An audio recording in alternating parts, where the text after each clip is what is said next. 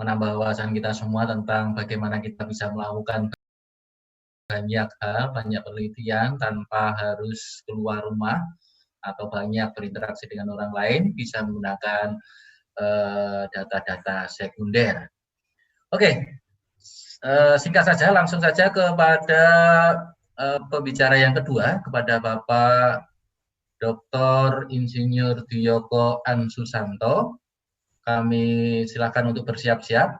Pak Dwiyoko ini adalah dosen tetap program studi teknik sipil Fakultas Teknik Universitas Atmajaya Yogyakarta. Beliau sekarang menjabat sebagai Kepala Laboratorium Transportasi di program studi teknik sipil. Oke, demikian Pak Dwiyoko, langsung saja Pak Dwiyoko bisa memulai. Ya, baik Pak Beni, apa bisa nampak? Sudah nampak Pak? Ya. Sudah nampak, ya. Bentar. Terima kasih.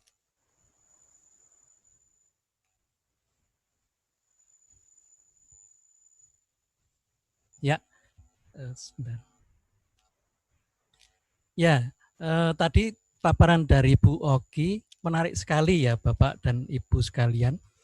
Jadi apa yang disampaikan Bu Oki tadi adalah secara umum perencanaan transportasi terutama yang berkaitan dengan pemodelan. Jadi nanti saya akan menyambung apa yang disampaikan oleh Bu Oki tadi, hanya khusus untuk salah satu bagian atau salah satu tahapan yang ada di dalam pemodelan 4 tahap atau 4 stage model. Jadi ada tahapan yang harus dilewati kalau kita mau melakukan pemodelan menggunakan 4 step model ini. Memang 4 step model ini adalah model konvensional yang sampai sekarang pun masih dipakai. Jadi yang sekarang kita masih pakai, banyak dipakai untuk pemodelan transportasi itu adalah 4 step model. Jadi kaitan dengan penelitian yang dilakukan dalam masa pandemi seperti sekarang ini, bagaimana kita mencari celah agar data yang akan kita cari itu tidak usah melakukan survei di lapangan. Jadi kita sekarang ini kan terutama untuk transportasi itu kan selalu survei itu selalu di lapangan. Jadi kecuali kalau yang survei material ya, kalau survei material kita akan berada di laboratorium. Itu pun saat ini juga terkendala, artinya laboratorium belum boleh dibuka untuk baik mahasiswa maupun dosen. Maka mari kita bersama-sama mencari peluang bagi penelitian, entah itu dosen ataupun terutama mahasiswa di dalam melakukan penelitian tugas akhirnya. Nah kemudian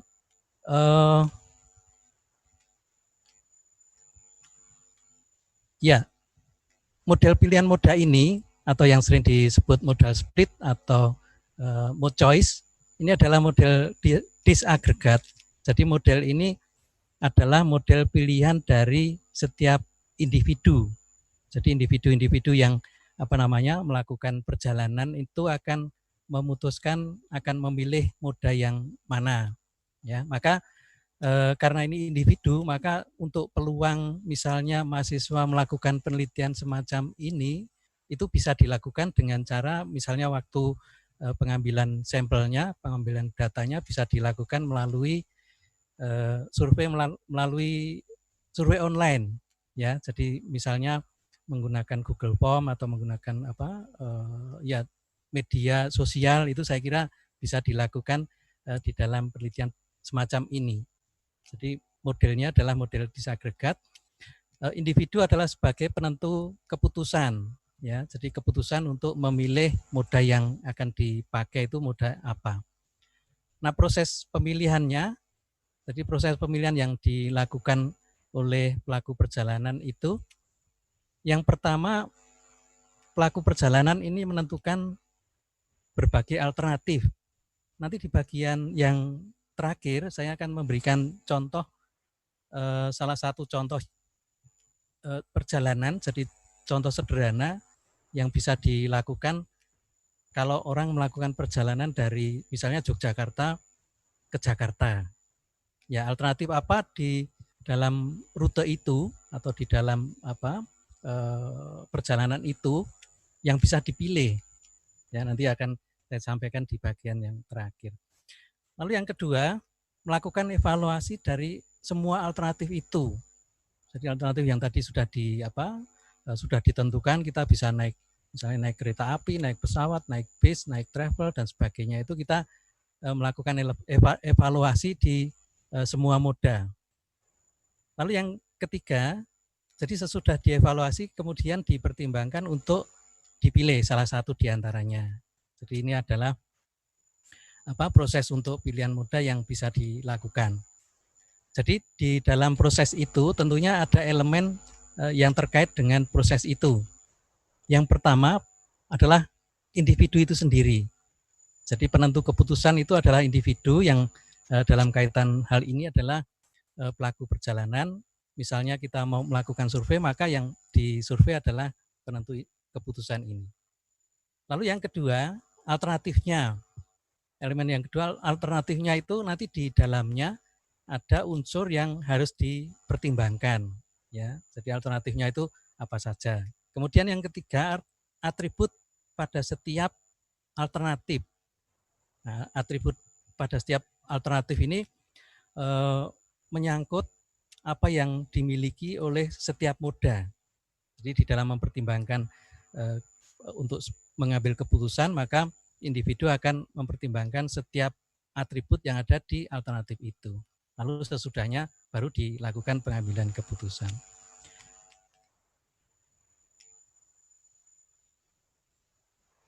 Nah, atribut yang ada di dalam setiap moda, nanti di dalam pengambilan keputusan itu kita akan menggunakan yang namanya fungsi utility, ya, fungsi utility yang nanti dipakai untuk membuat analisis untuk mencari probabilitas setiap moda dipilih oleh individu, ya. Jadi atribut yang ada di dalam setiap moda itu misalnya waktu perjalanan secara total. Jadi kalau kita melakukan perjalanan dari Jogja ke Jakarta, total waktunya berapa. Kemudian waktu yang ada yang dipakai di dalam kendaraan. Jadi ini khusus untuk waktu perjalanan saja. Ya, kalau mungkin di literatur disebutkan in vehicle time. Lalu yang berikutnya waktu di luar kendaraan.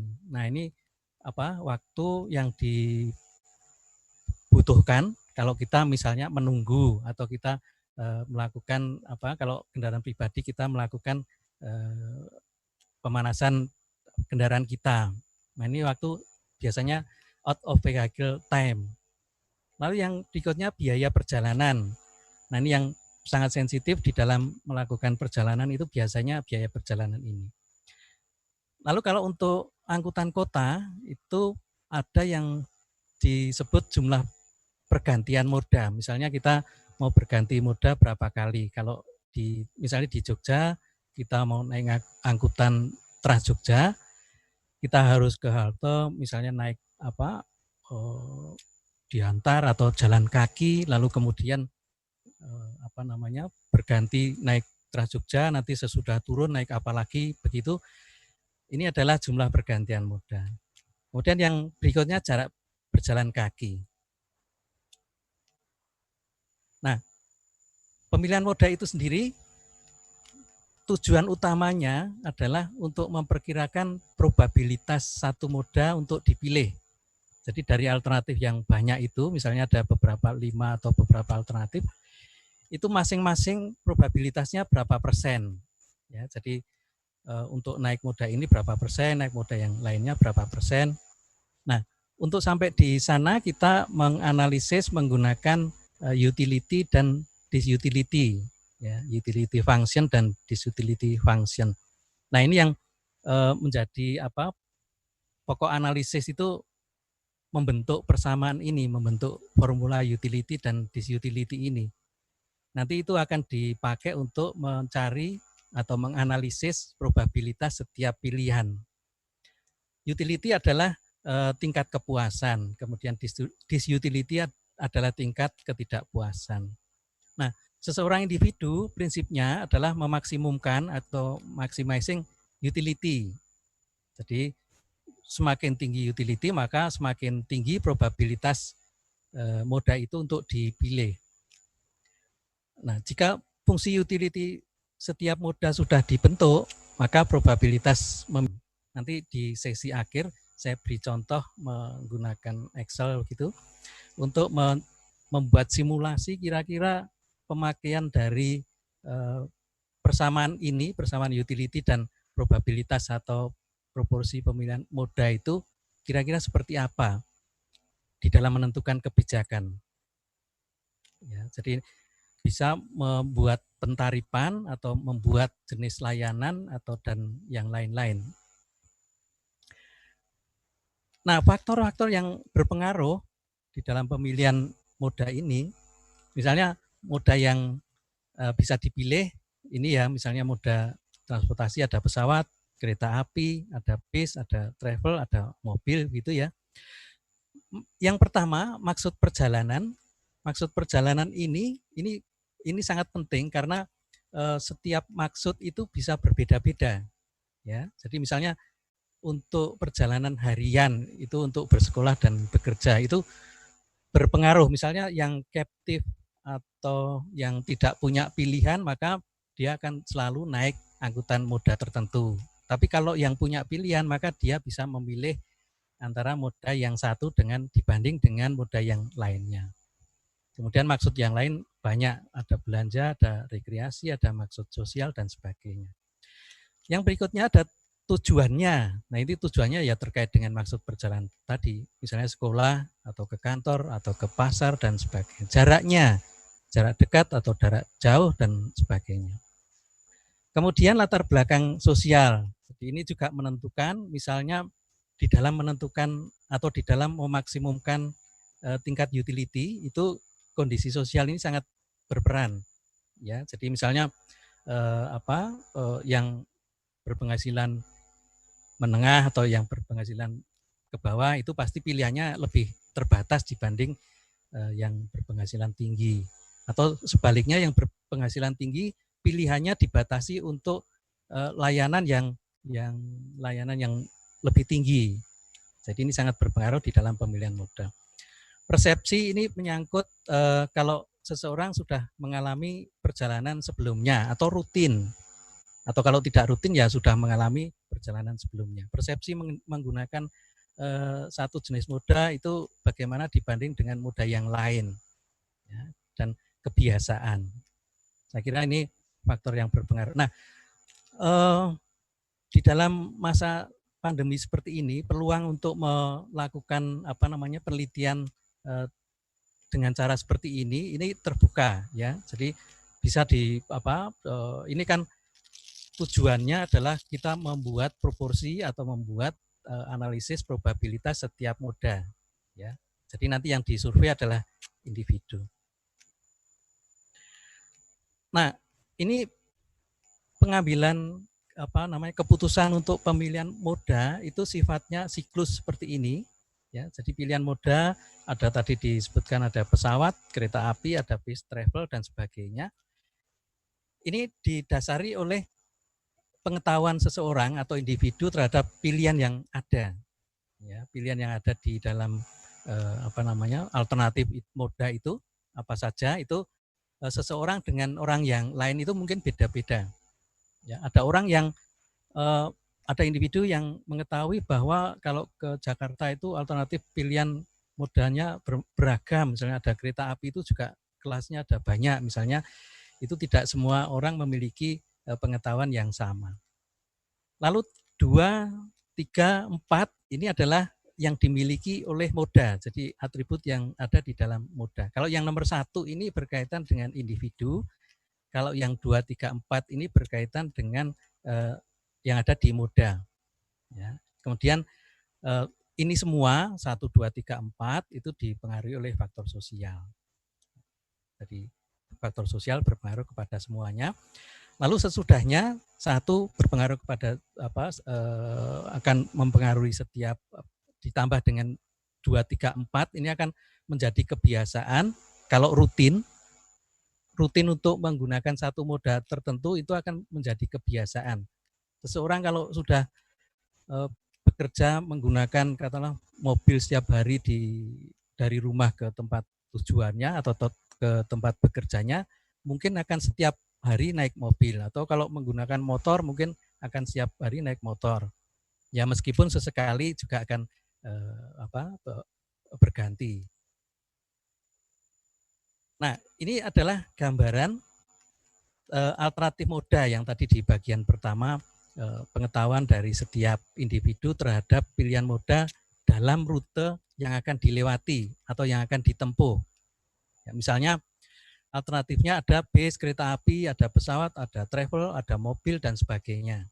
Lalu bis itu masih ada dibagi lagi, misalnya ada bis ekonomi, ada bis eksekutif, kereta api juga demikian, ada eksekutif, ada bisnis, ada ekonomi, mungkin sekarang ada yang sleeper train itu ya ada tambahan di situ, sehingga yang ini namanya nested atau pemilihan moda bersarang atau hierarki atau berjenjang gitu ya. Jadi ada bis itu masih dibagi lagi.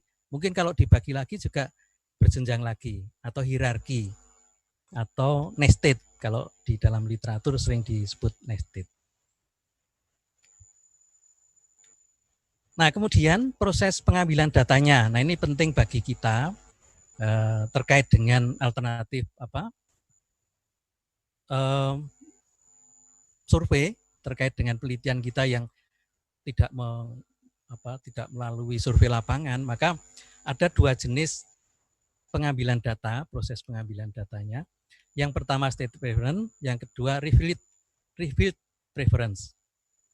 Jadi kalau state preference itu biasanya menggunakan kuesioner, jadi menggunakan instrumen yang kita buat sebagai alat bantu kita. Ya, kita melakukan desain pertanyaan-pertanyaan di dalam kuesioner. Nah, sekarang dalam situasi sekarang itu kan tadi saya sebut kita bisa menggunakan media yang sifatnya daring. Memang perjalanan yang kita nilai bukan perjalanan sekarang. Ya, kalau perjalanan sekarang tentunya beda. Ya, tidak seperti yang kondisi normal seperti dulu. Ya, kita tanyakan saja misalnya pada saat mungkin sebelum pandemi itu kira-kira Bapak Ibu atau saudara melakukan perjalanan, kalau misalnya diminta untuk melakukan analisis terhadap pilihan ini mana yang disukai. Ini kan preference itu kan yang lebih disukai. Jadi kesukaan, stated itu dinyatakan oleh seseorang. Kita bisa menggunakan itu, lalu kita buat misalnya menggunakan Google Form gitu ya, lalu diedarkan melalui grup-grup kita, grup chat kita, atau kita melakukan penyebaran melalui media sosial, bisa seperti itu. Kalau revealed preference ini data yang sudah ada, data yang sudah ada sebelumnya. Jadi kita tinggal mengambil data dari institusi yang kita tuju.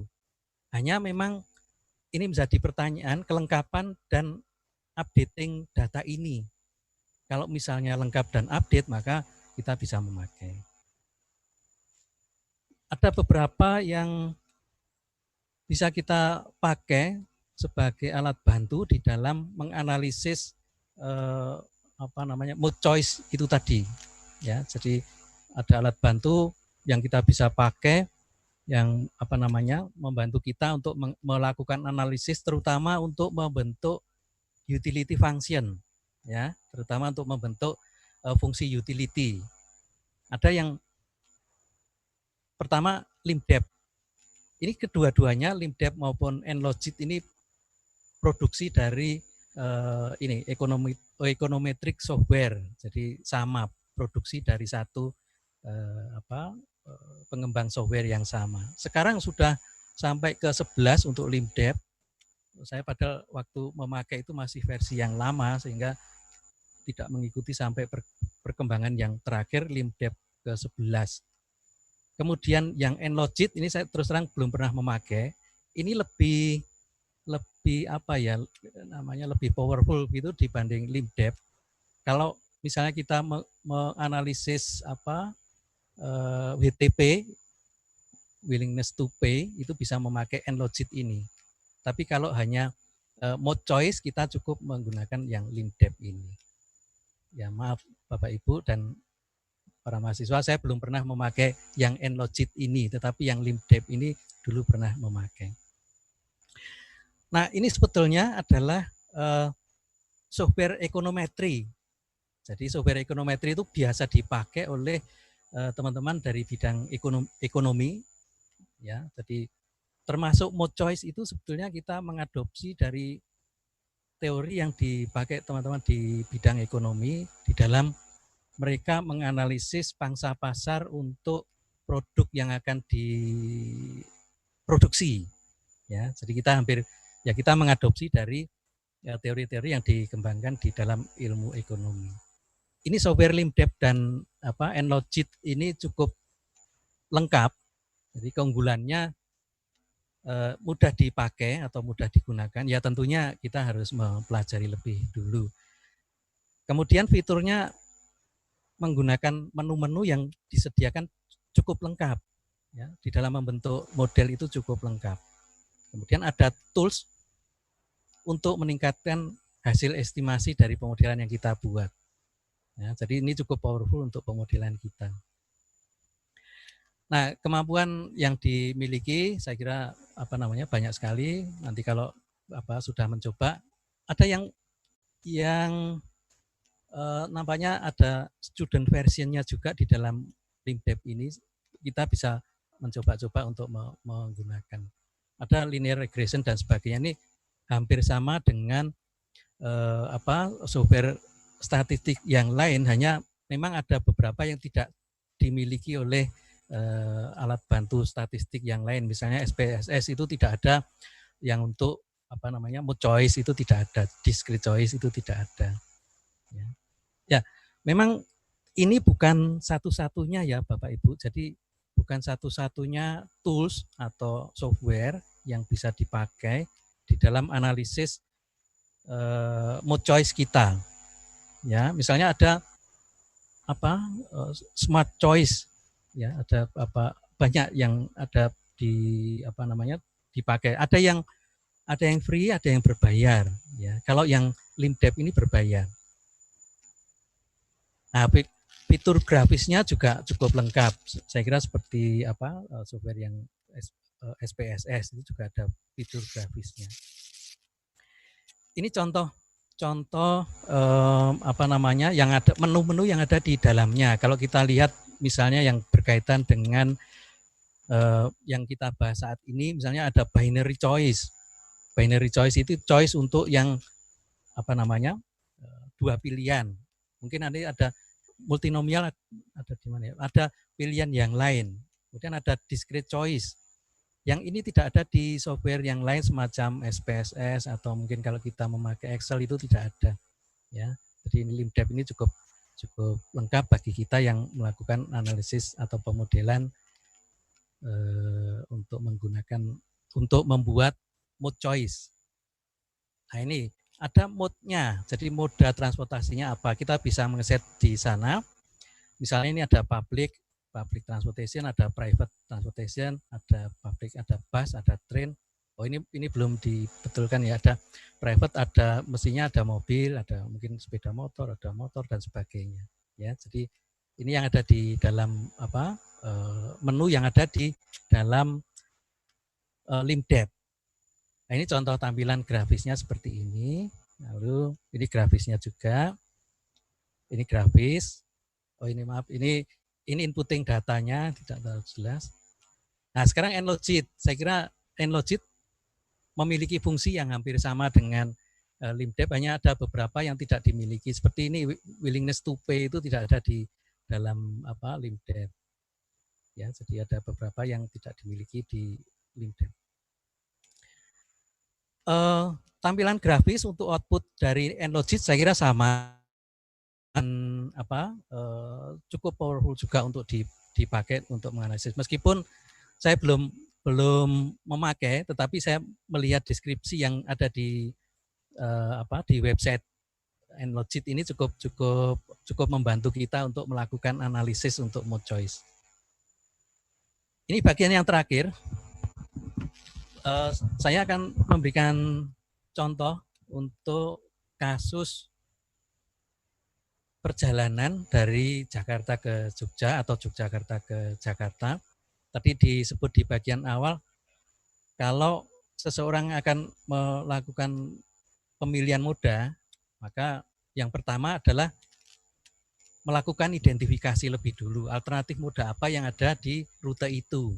Ya, kalau kita melihat, kalau yang di Pulau Jawa memahami rute ini, itu ada kereta api, kita bisa memakai pesawat terbang, kita bisa memakai bis malam, kita bisa memakai travel, sekarang kita juga bisa memakai, atau mobil pribadi juga menjadi pilihan, karena sekarang misalnya dari Jogja ke Semarang lalu dilanjut menggunakan jalan tol, itu sudah bisa menjadi pilihan yang barangkali bersaing dengan alternatif yang lain. Ya. Jadi ini alternatif moda diidentifikasi lebih dulu. Lalu alternatif moda, atribut moda yang ada di setiap jenis moda ini. Ya, jadi misalnya biaya.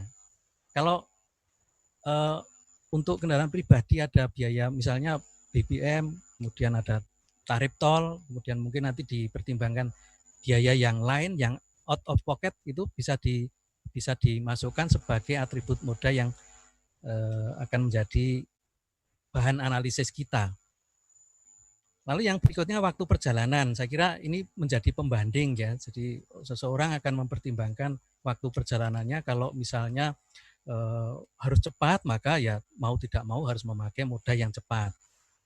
Waktu keberangkatan dan kedatangan ini juga menjadi pertimbangan seseorang di dalam pemilihan moda.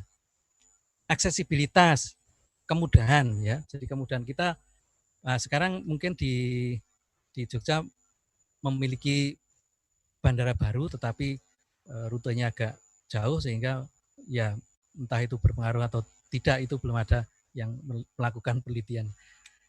Kemudian kenyamanan, kemudian keamanan, kemudahan. Jadi itu yang menjadikan individu untuk mempertimbangkan. Lalu berikutnya utility. Fungsi utility itu seperti ini. Jadi yang dibentuk menggunakan alat bantu atau software yang tadi sudah saya sampaikan. Nanti munculnya fungsi utility setiap moda, misalnya utility untuk moda kereta api, pesawat, bis, travel, dan sebagainya. Ya ini penjelasannya, utility function untuk moda K, ini tadi konstan atributnya. Nah, ini rumus umum untuk probabilitas. Ini adalah produk akhir yang nanti dihasilkan kalau kita menganalisis pilihan moda. Ya, jadi probabilitas di dalam moda K, misalnya ini contohnya, sama dengan eksponensial utility moda itu dibanding total keseluruhan eksponensial utility. Ya, jadi mudah saja sebenarnya rumusnya ini. Contohnya seperti ini. Ya, untuk moda kereta api misalnya, probabilitasnya atau proporsinya sama dengan eksponensial utility kereta api dibanding atau dibagi dengan total eksponensial utility untuk keseluruhannya. Begitu pula untuk moda yang lain. Nah, ini nanti yang akan dibanding-bandingkan. Ya, jadi ini adalah outputnya. Nah, di dalam sesi yang terakhir saya berikan contoh sederhana, mungkin modanya hanya 3 saja.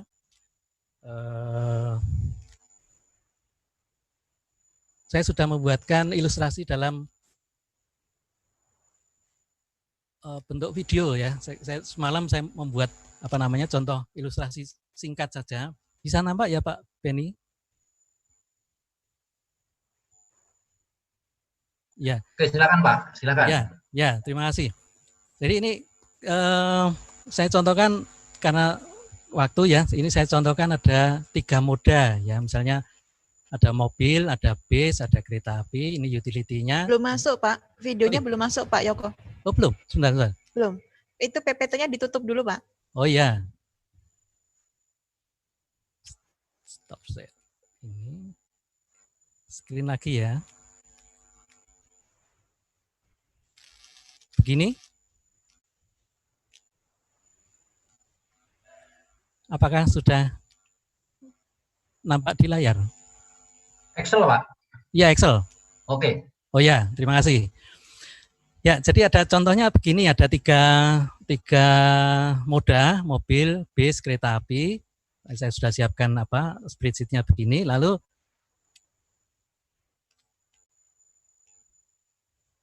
dan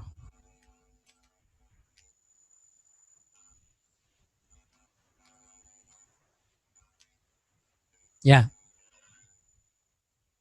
Nah, misalnya waktu perjalanan kita isikan ini ya, untuk mobil 30, ini mungkin perjalanan rute pendek gitu ya. Untuk waktu yang lain barangkali ini waktu tunggu gitu ya. Untuk biaya misalnya nih mobil itu 10.000, bis 2.500, kereta api 5.000. Lalu nilai utility-nya, misalnya saya sudah membuat formula ya, itu di bagian rumus itu, bagian atas. Misalnya untuk mobil pribadi misalnya 0,5 dikalikan 1 minus 0,06 kalikan waktu perjalanan, ini keliru, ini waktu perjalanan, kemudian nanti dikalikan konstanta lain, nah ini 0,25 dikalikan dengan konstanta yang lain, lalu ya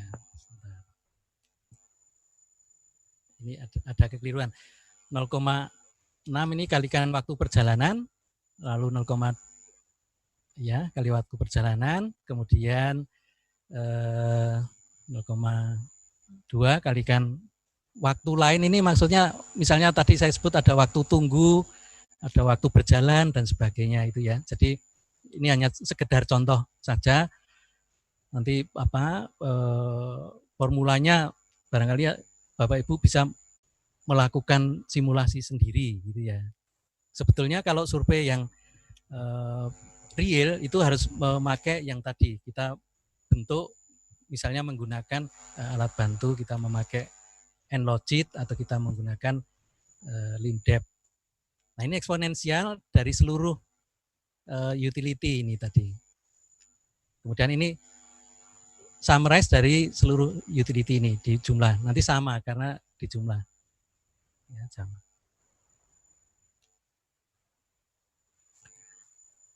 Kemudian ini dijumlahkan. Kemudian probabilitas masing-masing. Nah, ini masing-masing ini rumus yang tadi, rumus umum tadi itu. Nah, probabilitasnya kalau dijumlahkan sama dengan 1. Nah, misalkan ini saya contohkan penumpangnya itu 10.000 satu hari. Maka probabilitas dikalikan 10.000 untuk setiap jenis modanya. Nah, kalau dijumlahkan sama dengan 10.000 ya. Kemudian ini tarifnya. Jadi tarifnya itu yang ada kan hanya bis dan kereta api. Maka kita analisis untuk bis dan kereta api. Jumlah penumpang dikalikan tarifnya, misalnya 5.000, yang satu 2.500 misalnya. Jumlahnya sekian. Ya. Untuk mobil kalau mau dianalisis juga bisa, tetapi kan tidak merupakan tidak ada tarifnya. Begitu. Nah, saya kira ini saya sebut di kolom yang G itu pendapatan ya. Nah, yang tadi disebut kalau kita akan melakukan pengambilan kebijakan yang lain, misalnya bisnya dari 55 menit kita turunkan, kita percepat menjadi 50 menit saja waktunya. Kemudian waktu tunggunya kita turunkan dari 15 menjadi 10. Ya, apa yang terjadi? Ya, pendapatannya akan bertambah ya. Jadi yang semula di moda lain akan berpindah ke moda bis ini. Misalnya ada yang lain, misalnya kita buat skenario yang lain. Ada biaya untuk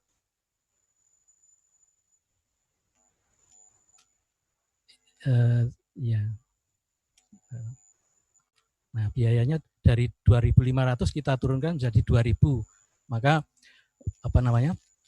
menjadi itu ya. Saya kira itu. Maaf ini karena menggunakan software yang ya, saya kira begitu Bapak dan Ibu. Maaf ini stop screen ya. Apa yang bisa saya sharekan, jadi kita sifatnya diskusi. Nanti selain itu saya akan membawa mahasiswa yang sekarang sedang melakukan tugas akhir, sudah selesai, sudah akan pendadaran 1, kemudian yang 3 itu sudah alumni, jadi ada yang sudah lulus 3 orang, kemudian ada 1 yang masih alumni, 1 yang masih menunggu pendadaran. Nah, maksud saya ini agar para mahasiswa atau bagi Bapak Ibu dosen, kalau dalam kondisi saat ini akan mencari topik misalnya untuk tugas akhir para mahasiswanya, kira-kira peluangnya di mana? Ya, jadi nanti yang pertama ada Fabiola, nanti urutannya enggak tahu, nanti diatur oleh moderator. Ada Fabiola itu mengenai tarif oban dari Yogyakarta International Airport yang baru, jadi bandara baru di Jogja, ke Borobudur. Ya, jadi ini kan produk yang belum ada. Jadi oban ini produk yang belum ada. Seperti tadi kita menganalisis mood choice itu survei kepada responden, kepada yang kita berikan kuesioner itu kan bisa kita tanyai kalau produknya belum ada. Ya, jadi tanggapan atau respon dari pengguna itu seperti apa. Nanti kita bisa memperkirakan pangsa pasar dari angkutan itu, dari moda itu berapa besar. Itu bisa dilakukan dengan cara seperti ini. Hanya memang Fabiola ini bukan ke arah sana, tetapi ke arah tarifnya.